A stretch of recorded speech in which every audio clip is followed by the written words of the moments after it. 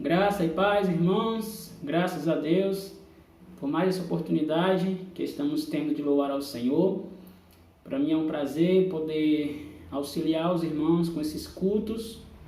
Eu espero que esses cultos estejam suprindo um pouco da necessidade diante dessa quarentena, desse isolamento, a falta dos nossos encontros, dos cultos. Então eu espero que esses cultos eles supram um pouco dessa necessidade, tá bom? Quero também mandar um grande abraço para todos que estão nos ouvindo, sejam os irmãos aqui de Viçosa, dos lados do sertão, ou também parentes, familiares, amigos. Então um grande abraço. Espero que esse tempo seja um tempo de edificação, de louvor e de aprendizado, tá bom? Eu convido você que está nos escutando a pegar o seu cantor cristão, se você tem um cantor cristão, pegar a Bíblia, ter a Bíblia em mãos, para que possamos realmente realizar um culto, tá bom? Separe um tempo, um momento para ter esse momento e assim vamos adorar o nosso Deus, tá bom? Eu queria então orar, agradecendo a Deus por esse tempo, como também pedindo seu auxílio sobre esse momento de louvor e adoração, tá bom? Feche seus olhos, baixe sua cabeça e vamos falar com o Senhor.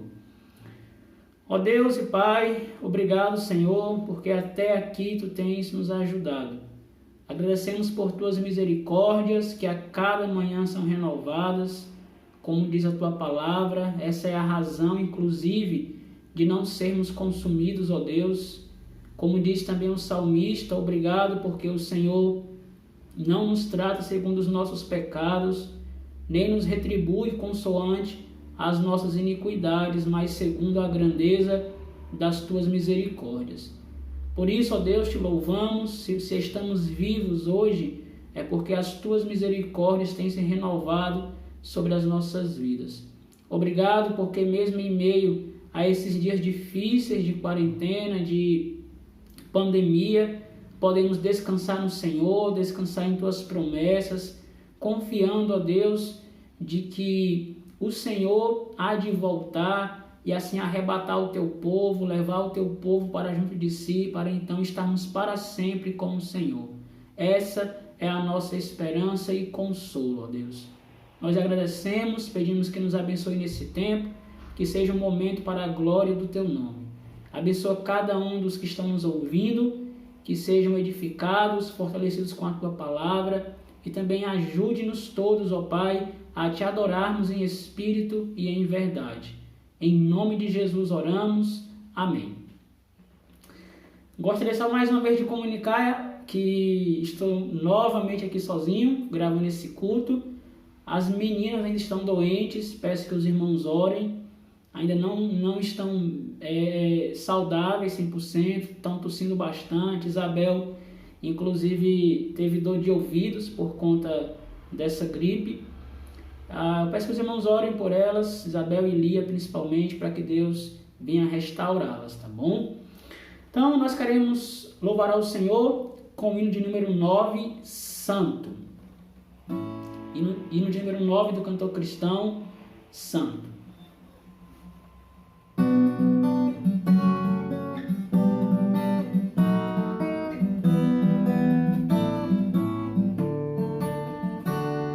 Santo, Santo, Santo, Deus onipotente,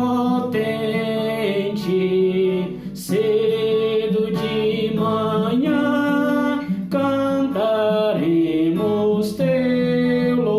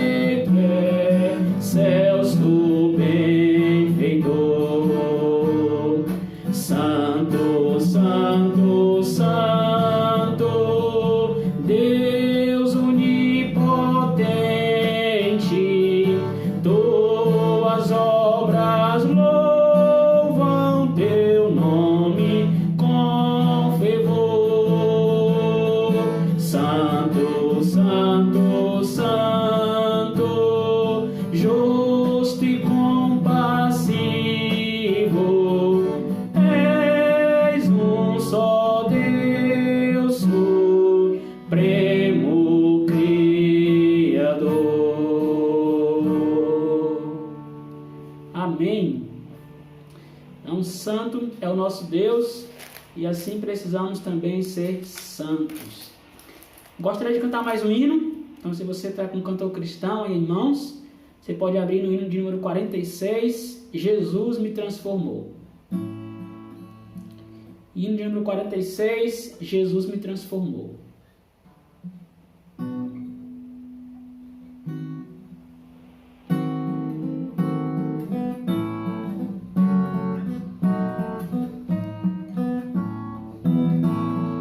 Eu perdido, pecador, longe do meu Jesus, já me achava sem vigor, a perecer sem luz.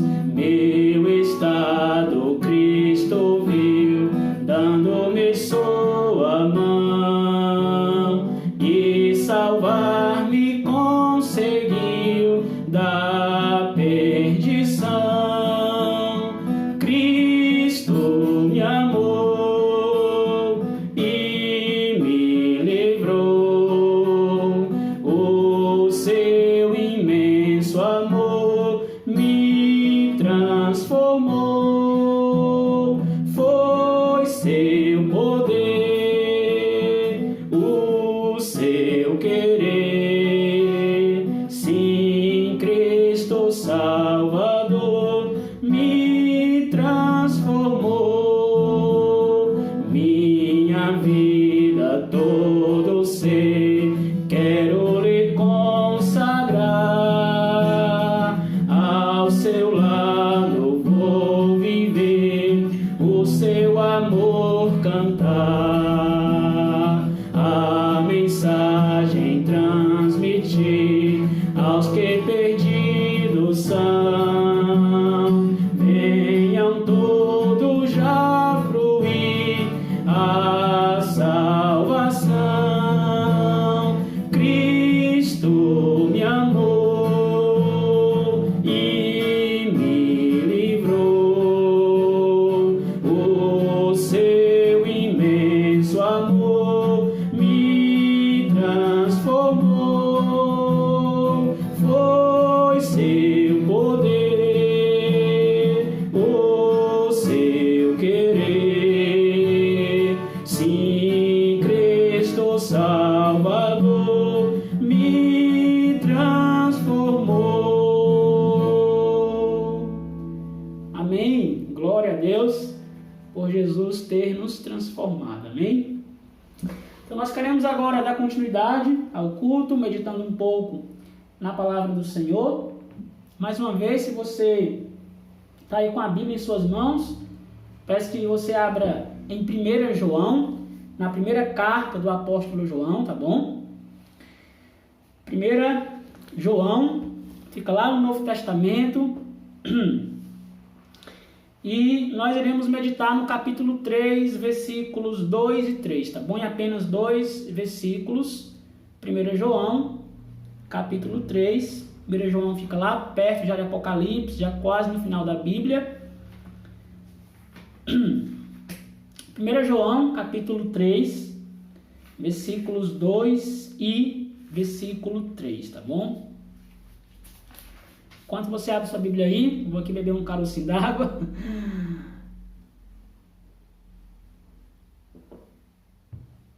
Então, 1 João, capítulo 3, versículo 2 e 3. Antes de nós lermos, eu gostaria apenas de lembrar o tema que nós temos estudado nessa quarentena. Nessa quarentena eu tenho gravado vídeos e tenho falado sobre a volta do Senhor Jesus Cristo. E por que tenho feito isso? Porque eu acredito que toda essa pandemia é um dos sinais que antecede a volta do Senhor Jesus Cristo. Seja amanhã, seja mês que vem, seja daqui a alguns anos, Esses sinais que nós temos visto na atualidade são sinais que o Senhor Jesus Cristo já havia previsto, como epidemia, guerras e tantos outros sinais. Então é por isso que eu tenho falado, enfatizado a volta do Senhor Jesus Cristo. De alguns cultos para cá, eu tenho sido mais específico falando sobre escatologia prática, né? E mais uma vez, eu gostaria de explicar para você que não tem nos acompanhado. Quando falamos de escatologia, nos referimos aos últimos eventos. Então, escatologia se refere aos acontecimentos que a Bíblia revela, os quais ocorrerão no futuro, como, por exemplo, a volta de Cristo, o milênio, o período que iremos reinar com Cristo 1000 anos aqui sobre a terra, o novo céus e nova terra, enfim. Escatologia se trata das últimas coisas, da doutrina das últimas coisas, dos últimos eventos, de acordo com o que a Bíblia revela. Então, isso é escatologia. E eu tenho dito que a escatologia na Bíblia, ela é uma escatologia prática. A Bíblia, quando fala dos últimos eventos, ela não fala apenas para matar a nossa curiosidade, para nos dizer o que vai acontecer ou como vai acontecer. Pelo contrário, a Bíblia diz sim o que vai acontecer, a Bíblia diz como vai acontecer, mas ela se preocupa mais em nos fazer viver em conformidade com essas promessas. A ideia é que sempre existe uma implicação para a minha vida e para a sua vida. Deus, ele não simplesmente quer nos revelar o que vai acontecer ou como vai acontecer, mas ele quer nos fazer viver de acordo com as promessas desses eventos. Então, todas as vezes que estudamos escatologia, falando sobre a volta de Cristo, novo céu e nova terra, nós precisamos ter uma postura.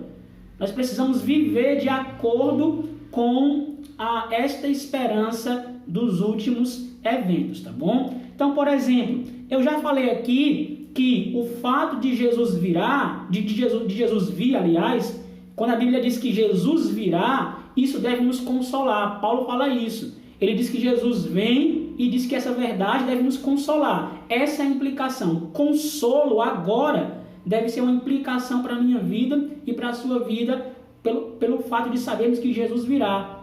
No último culto, nós vimos também que quando a Bíblia fala que Jesus virá, isso deve nos levar a perseverar. Então, se eu sei que Jesus virá, isso deve me levar a perseverar na vida cristã.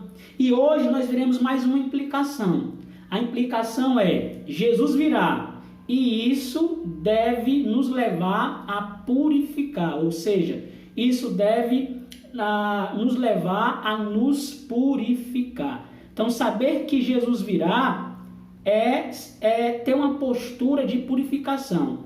Jesus virá, portanto, devemos nos purificar. É isso que o apóstolo João trata aqui na sua primeira carta, aqui 1 João, capítulo 3, versículo 2 e 3. Então, o apóstolo João nos diz assim: Amados, agora somos filhos de Deus, e ainda não se manifestou o que haveremos de ser. Sabemos que quando Ele se manifestar, seremos semelhantes a Ele, porque haveremos de vê-lo como Ele é. E a si mesmo se purifica todo que nele tem esta esperança, assim como Ele é puro. Amém? Então, aqui o apóstolo João, de modo muito claro, ele está trabalhando justamente sobre a volta de Jesus Cristo, o dia em que Jesus voltar, e aí ele diz: aquele que tem essa esperança deve purificar-se a si mesmo. Nesse texto, eu gostaria então de destacar 3 pontos que vai nos fazer entender melhor o que o apóstolo João aqui está querendo nos ensinar sobre a relação entre a volta de Cristo e a nossa purificação, certo? Então, primeiro, aqui no texto, o apóstolo João fala o que somos. Aqui João, ele usa 3 pontos semelhantes: o que somos, o que haveremos de ser e o que devemos ser. O que somos, o que haveremos de ser e o que devemos ser agora. Então, primeiro aqui o que somos. Então, no versículo 2, se você atentou à leitura, Então João diz: amados, agora somos filhos de Deus. Então o apóstolo João aqui fala primeiramente o que nós somos. Nós somos filhos de Deus. Nós quem, né? Os cristãos. O apóstolo João está escrevendo para cristãos, para crentes, para aqueles que receberam a Cristo como Senhor e Salvador. E isso fica muito claro, principalmente no versículo 1. Quem faz de um pecador filho de Deus é o próprio Deus, quando João diz no versículo 1: vede que grande amor nos tem concedido o Pai, a ponto de sermos chamados filhos de Deus, e de fato somos filhos de Deus. Por essa razão, o mundo não nos conhece, porquanto não conheceu a Ele mesmo. Então nós somos filhos de Deus. E lá no Evangelho de João, ele vai dizer quando é que o pecador se torna filho de Deus. Ele diz: mas a todos quanto receberam a Cristo, deu-lhes o poder de serem feitos filhos de Deus. Quem? A saber, os que creem no seu nome. Então existe uma conversa que todo mundo é filho de Deus, né? Tem até aquela frase muito conhecida: eu vou comer, eu vou almoçar, eu vou jantar, eu vou passear, eu vou viajar, porque eu também sou filho de Deus, né? E aí, todo mundo se acha filho de Deus. Mas na verdade a Bíblia diz que o pecador, todo pecador, por ser pecador, por ser injusto, não há nenhum justo, não há nenhum sequer, a Bíblia diz que nós somos inimigos de Deus. Nós somos filhos de Deus no sentido de termos sido criados por Deus, certo? Nesse sentido, todo mundo foi criado por Deus. Mas ser filho de Deus, de um modo íntimo, pertencer a Ele, isso é só para os cristãos, só para aqueles que receberam a Cristo. É por isso que João diz: agora somos filhos de Deus. Agora quando? Agora que recebemos a Cristo. Então, João primeiramente fala o que nós somos. E aí ele vai dizer que filho de Deus é uma realidade para aqueles que creem em Cristo, a todos quantos o receberam. Então o que é que nós somos? Você é cristão, você é filho de Deus, nós cristãos somos filhos de Deus. E aqui fica uma pergunta, né? Você que está nos escutando, você é filho de Deus? Será que realmente você é alguém que recebeu a Cristo como Salvador? Eu quero dizer algo: se você um dia ainda não se arrependeu dos seus pecados, se você ainda não recebeu a Cristo como seu Salvador, se você não é um seguidor do Senhor Jesus Cristo, a triste realidade é que você não é um filho de Deus. Como assim, pastor? Sim, a Bíblia diz que nós não somos filhos de Deus enquanto não recebemos a Cristo como Salvador. Então, se você não recebeu a Cristo como Salvador, entenda que para ser filho de Deus, só há uma maneira: arrependendo-se dos seus pecados e de fato recebendo a Cristo como seu Salvador e Senhor. Então esse é o primeiro ponto. O que nós somos? Filhos de Deus. E aí no mesmo versículo ainda, o apóstolo João vai falar de um segundo ponto. Ele fala primeiramente o que nós somos e agora o que haveremos de ser. Quando eu falo aqui nós, eu estou se referindo aos cristãos, àqueles que são filhos de Deus. E aí no versículo 2 ainda, o apóstolo João continua e diz: e ainda não se manifestou o que haveremos de ser. Sabemos que quando ele se manifestar, seremos semelhantes a ele, porque haveremos de vê-lo como ele é. Então, o apóstolo João aqui agora está falando de algo futuro. Ele está dizendo: olha, nós já somos filhos de Deus, mas ainda nós nem temos ideia do que haveremos de ser no futuro. Que futuro? Daqui a 2 anos, 5 anos, 10 anos? Não. Ele está falando de um futuro que se refere à manifestação de Cristo. Ele está dizendo: não se manifestou ainda o que haveremos de ser, porque só se manifestará o que haveremos de ser quando ele, Jesus, se manifestar. Quando ele se manifestar, então se manifestará o que haveremos de ser. E isso é muito interessante. O que é que haveremos de ser? O apóstolo João fala: seremos semelhantes ao Filho de Deus. É interessante que ser filho de Deus já é uma verdade gloriosa, imensa, riquíssima. Porém, João está dizendo que algo mais rico, algo mais glorioso ainda seremos. Seremos não apenas filhos de Deus, mas seremos semelhantes ao próprio Filho único de Deus, que é Jesus Cristo. Então ele diz, quando ele se manifestar, seremos semelhantes a ele, porque haveremos de vê-lo como ele é.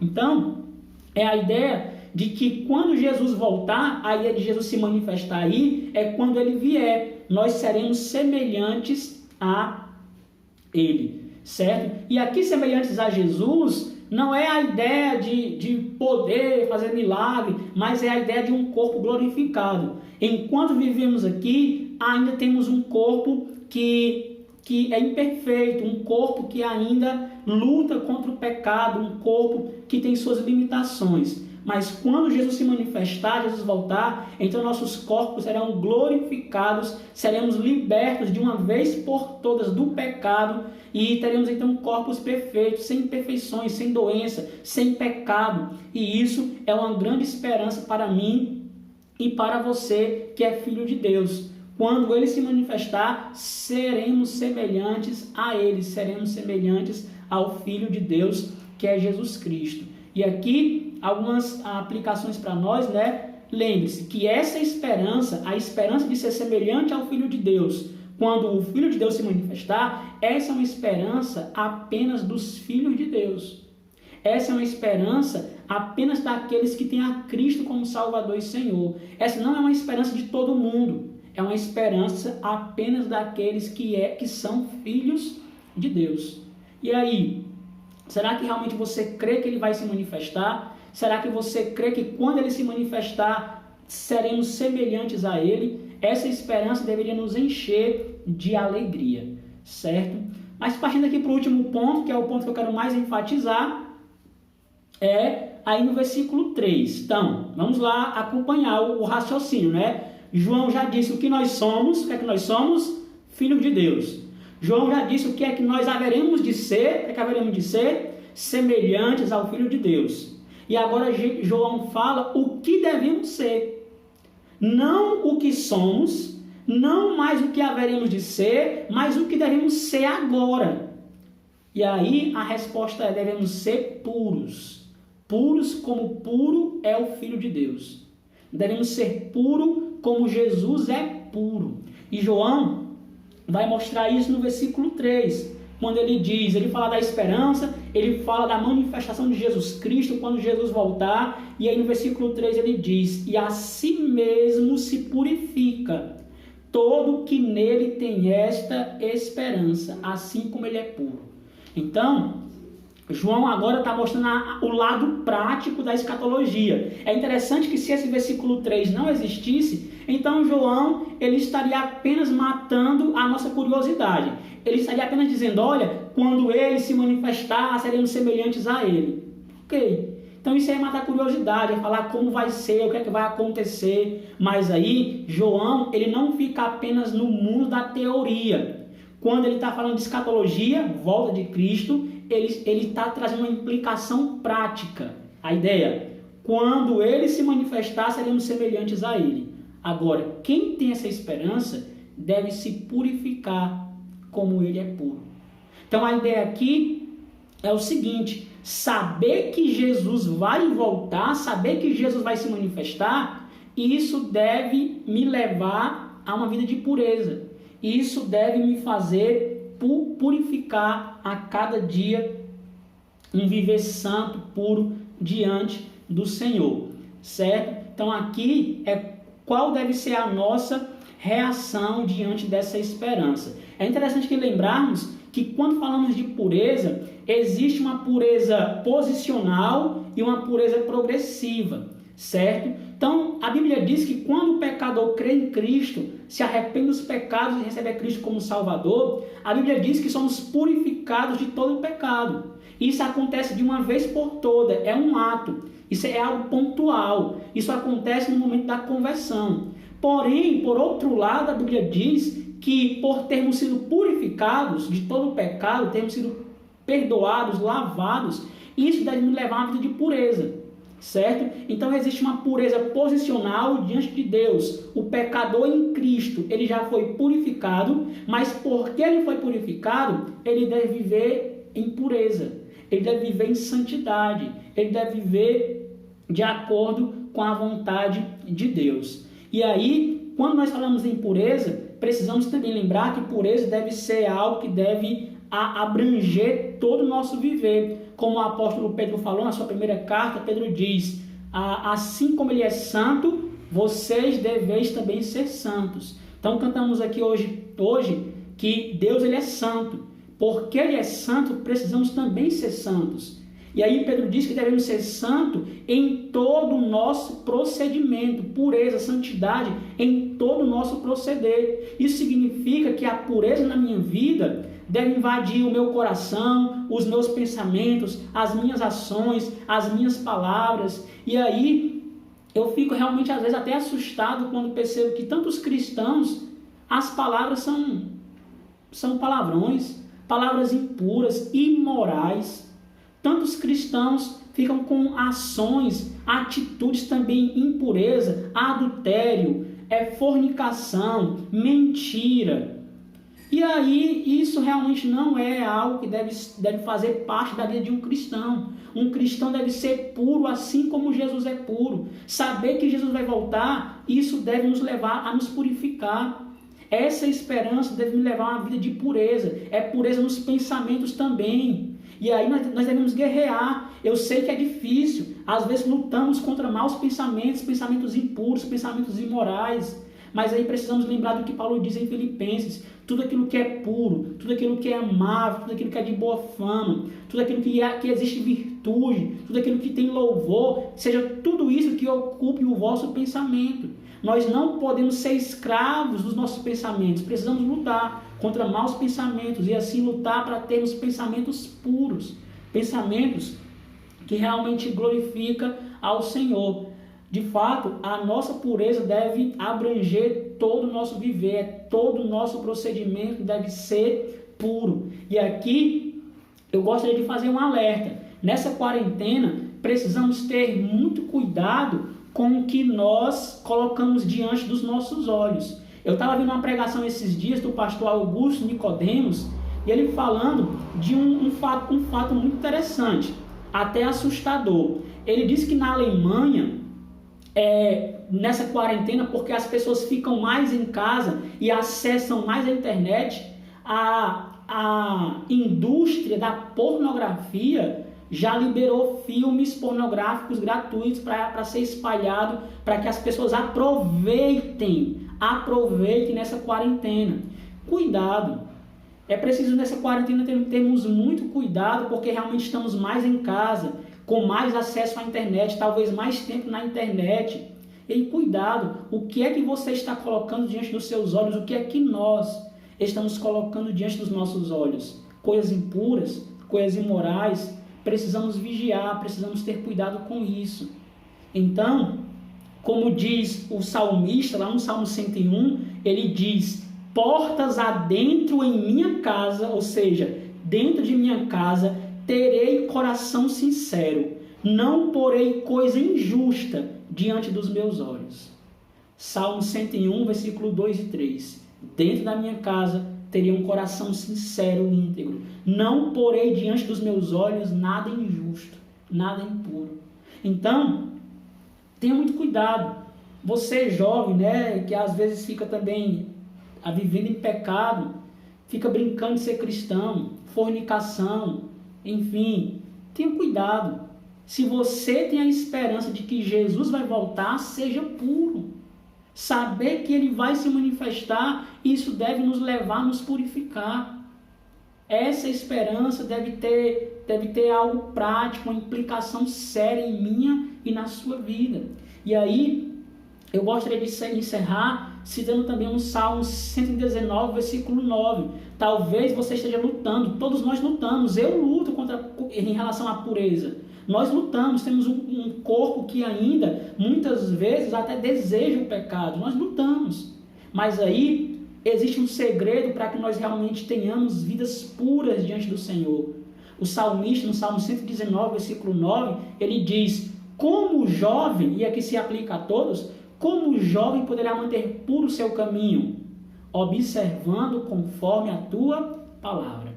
Então só existe uma forma de nós mantermos puro o nosso caminho, o nosso proceder, é observando a palavra de Deus, lendo, meditando e buscando colocá-la em prática.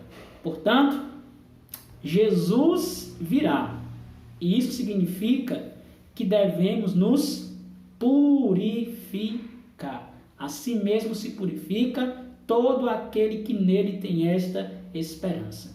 Que Deus nos abençoe. Espero que você seja edificado com esta palavra, assim como eu também o fui. E que Deus nos ajude a lutarmos, a nos guardarmos puros, olhando para a volta de Jesus, para a sua manifestação, porque Ele é puro. Ele é puro. Então devemos desejar sermos achados por Ele em pureza. Amém? Deus te abençoe, um grande abraço. Até o próximo culto. Quero dizer que estou com saudade dos irmãos. Espero que tudo isso passe logo, para que possamos nos reunir novamente, tá bom? Eu vou orar, então, encerrando esse tempo. Se você estiver nos acompanhando ainda, abaixe sua cabeça, feche seus olhos e vamos falar com o Senhor. Ó Deus, obrigado por tua palavra, obrigado por aquilo que o Senhor nos falou neste momento. Oramos para que o Senhor nos ajude a nos guardarmos puros diante de tanta impureza nesse mundo, ó Deus. Nos ajude de fato a nos guardarmos puros diante do Senhor. Ó Deus, pedimos que nos dê graça, poder, e assim que essa esperança na tua volta realmente seja combustível para a nossa santidade. Nós oramos, abençoe cada um dos nossos ouvintes, fortalece, abençoa, edifica. E assim, Pai, rogamos mais uma vez por toda essa nossa situação, suplicando para que o Senhor venha com cura, restauração, a solução para todo esse problema. Abençoe, ó Deus, a economia, para que nós possamos sair desse momento não tão afetados economicamente, ó Deus. Supra a necessidade daqueles que já, porventura, estejam com dificuldades financeiras. Abençoe os que estão enfermos. Rogamos pela restauração dos que estão contaminados com esse vírus. Rogamos pelos parentes, ó Deus, que perderam seus entes queridos. Pedimos que o Senhor conforte, console, ó Pai, e que brevemente possamos então nos reunir novamente, voltemos aos dias normais. Ajuda-nos também a confiarmos no Senhor, descansarmos em Tuas promessas e Teu poder. Graças te damos e suplicamos, ó Pai, em nome de Jesus, o Teu Filho. Amém. Deus abençoe mais uma vez. Até o próximo culto.